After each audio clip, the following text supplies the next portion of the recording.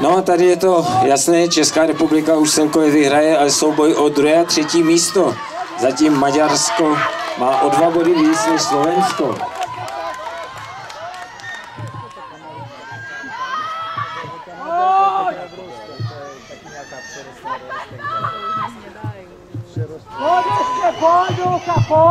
Druhá předávka, jako první předávají Maďarky, na druhém místě Češky a na třetí, no Češky nevím, jestli si předají, snad to dopadlo výborně, nedopadlo to dobře.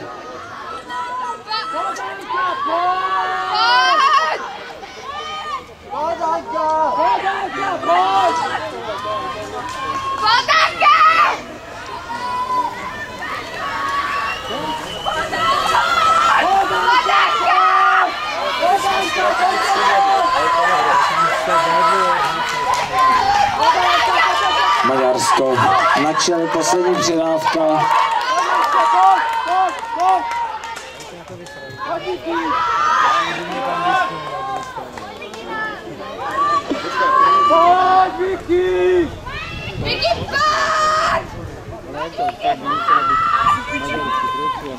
Maďarsko, Česko a Slovensko.